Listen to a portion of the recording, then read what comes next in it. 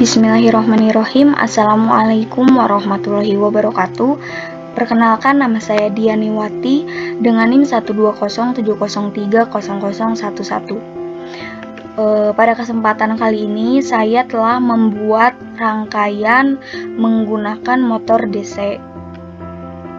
Nah, komponen yang saya gunakan, yang pertama ada baterai 9 volt, kemudian motor DC, selanjutnya ada potensiometer dengan resistansi 250 kilo ohm, kemudian ada resistor dengan resistansi 1 kilo ohm dan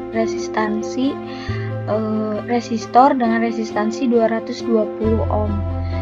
Selanjutnya ada transistor NPN, kemudian papan breadboard mini, dan juga multimeter untuk mengukur tegangan pada motor DC.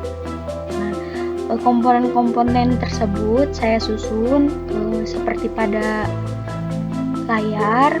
Nah, kemudian prinsip kerja dari rangkaian ini itu adalah arus listrik yang mengalir dari baterai itu akan melewati titik percabangan antara resistor dan juga potensiometer. Nah, karena potensiometer ini tuh mempunyai resistansi 250 kilo ohm dan resistor mempunyai hambatan 1 kilo ohm, maka arusnya itu akan lebih banyak mengalir ke hambatan yang lebih kecil, yaitu di resistor. Dan arus tersebut itu akan berkumpul pada kaki kolektor dari transistor. Dikarenakan sedikitnya arus yang melewati potensiometer, maka arus dari potensiometer ke kaki basis dari transistor juga sedikit, sehingga transistor tersebut tidak aktif dan menyebabkan motor DC dan gearbox itu tidak berjalan. Nah, terlihat pada saat kita simulasikan,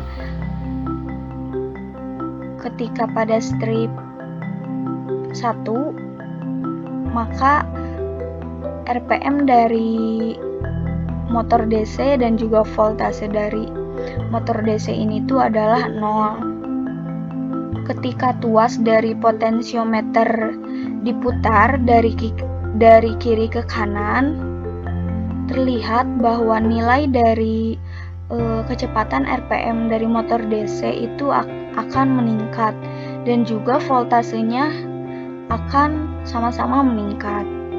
Nah, itu tuh menandakan bahwa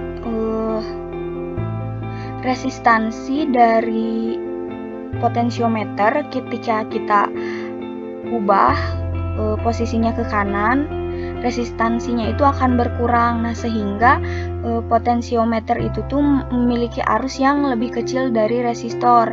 Nah, maka arus yang melewati potensiometer ini tuh akan mengalir ke basis dari transistor dan menyebabkan arus listrik yang terkumpul pada kaki kolektor itu akan mengalir menuju motor DC dan gearbox, sehingga motor DC dan gearbox ini tuh berjalan sesuai dengan resistansi yang digunakan pada potensiometer.